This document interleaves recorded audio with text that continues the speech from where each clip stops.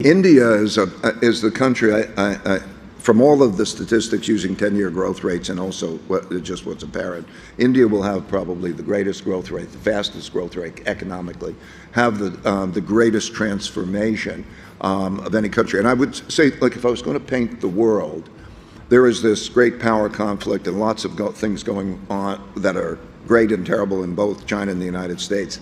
And then there's the countries that are not in that, the neutral countries. So here we are in the UAE, and you think about what's going on here and in Saudi and so on. Or you go to Singapore and you look at what's happening in the ASEAN countries, Indonesia, Vietnam, and so on, and you look at India.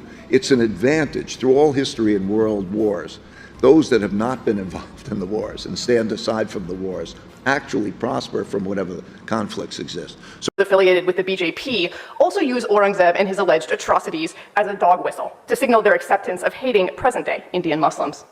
I would like to say that actually, it's interesting that you people from the United States, when you have so much muck behind your back, from the wiping out of the entire race of Native Americans, and you Europeans having wiped out almost more than half of world's population across from Australia, in Africa to America, now just putting your neck deep into other people's history, and also not being scientific about it, actually. For example, you said you estimated 15 temples or a dozen or something like that. Have you done a scientific survey, archaeological survey of every site possible which has already been dug out or not? And this is, can a genocidal, descendant of a genocidal people sit as a judge?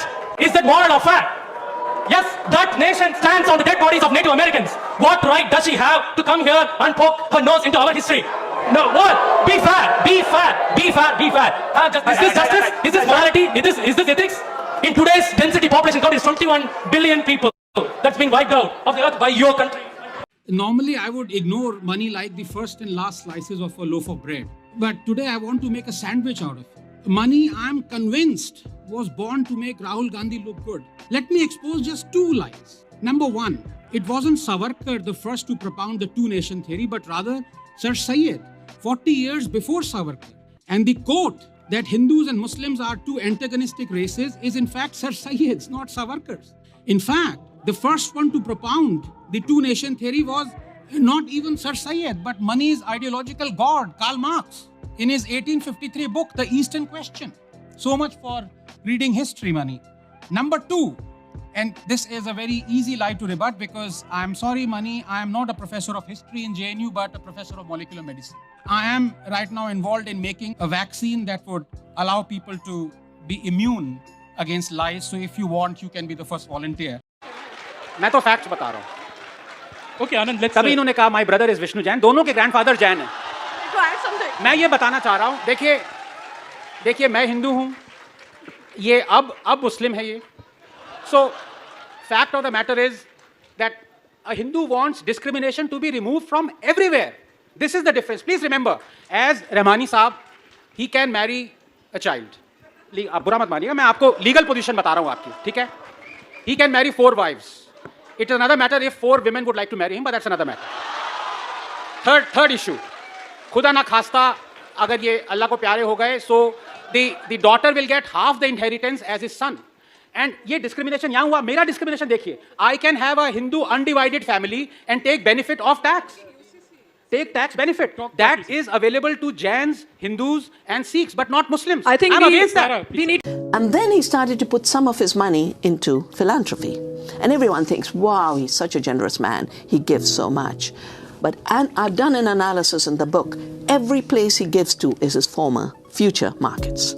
I'll give you a simple example. So the first generation of GMOs, the BT cotton, the Roundup Ready soya and Roundup Ready corn, have started to breed super pests and super weeds. So now they're trying to get new GMOs based on gene editing and gene drives. In gene editing, not only is Gates financing the research, he has created a company for the patents. It's called Editas. So he will collect rents when the gene editing is pushed through. And worse, in the United States, half the farmlands are overtaken by superweeds. The most important one is Palmer amaranth. Amaranth is a sacred crop for us. We eat it. Freedom House put out a report which demoted India's freedom score from free to partly free, saying rights and civil liberties have been eroding since Prime Minister Modi came to power. The 5th annual democracy report by Sweden's VDEM Institute downgraded India from India's largest democracy to being an electoral autocracy.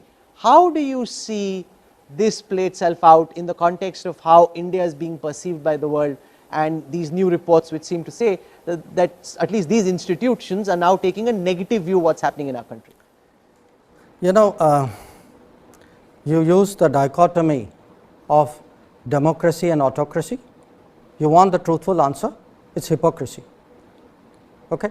It's hypocrisy because you have a set of self-appointed custodians of the world who find it very difficult to stomach that somebody in India is not looking for their approval, is not willing to play the game they want it to be played. To begin with, the British had no intention of teaching English to the entire Indian masses. That was simply not their plan. In fact, they had no intention of spending that kind of money to begin with on Indian education. Will Durant, the American historian visiting India as late as 1930, was appalled to discover that the entire expenditure of the British government in India on education, from the lowest levels to the highest university, amounted to less than half the high school budget of the state of New York. Now, this objective was to be met by educating just enough Indians to serve British purposes and giving them just enough education so they wouldn't create any trouble for the British. Well, I stand to offer you the Indian example, Sir Richard. We all heard about Jhansi Rani, but do you know Tarabai? She was the daughter-in-law of Chhatrapati Shivaji Maharaj. Unfortunately, her husband Rajaram died at the age of 30. Shivaji Maharaj and his elder son Shambhaji already died. Now the younger one Rajaram also died. So there was no men to take care of the kingdom. They had only women and children left. And the enemy they had to fight and save the kingdom from was Aurangzeb, the most cruel and powerful emperor of that time. So for 9 years, she completely took control over the kingdom and fearlessly fought many wars against Aurangzeb until her son became old enough to take power. And she was not the only one. Unfortunately, there were many amazing, powerful women in our history who went unnoticed. At least I can, kick off by saying from 24 to 26 would be Narendra Modi. From 26 to 29 is Amit Shah. From 29 to 34 is Yogi.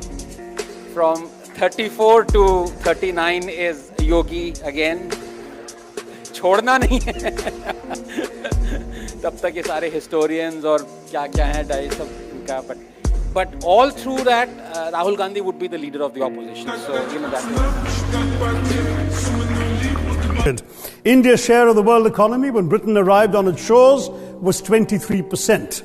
By the time the British left, it was down to below 4%. Why? Simply because India had been governed for the benefit of Britain. Britain's rise for 200 years was financed by its depredations in India. In fact, Britain's industrial revolution was actually premised upon the deindustrialization of India. The handloom weavers, for example, famed across the world, whose products were exported around the world, Britain came right in. There were actually these weavers making fine muslin, light as woven air, it was said.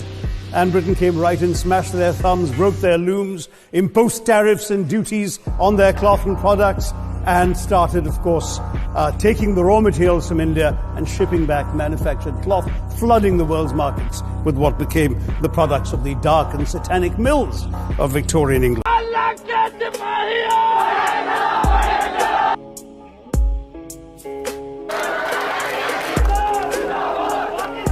जब हम अपना सामान लेकर आने लगे तो वो बोलते इधर की कमाई है इधर ही रहेगी जो भी भारत का नाम ले लेगा उसके लिए वहाँ गोली है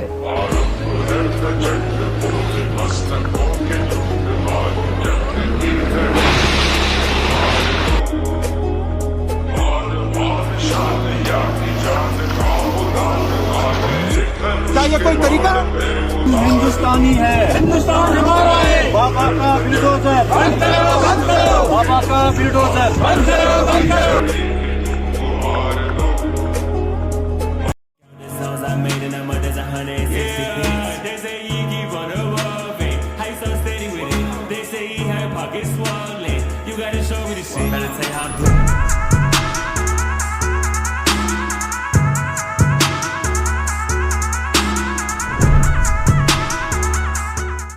They came from Europe to invade our country. They took it, They have made us suffer. Now, it is absurd to say that we Africans were not in Africa when white people first came. And secondly, the conqueror writes history. They came, they conquered, and they wrote. Now, you don't expect people who came to invade us to write the truth about us. They will always write negative things about us. And they have to do that because they have to justify their invasion in all the countries. They could have come to our country and lived side by side with us. We didn't mind that. In fact, when they came, we said, come in, sit down, and they sat down and said, get out.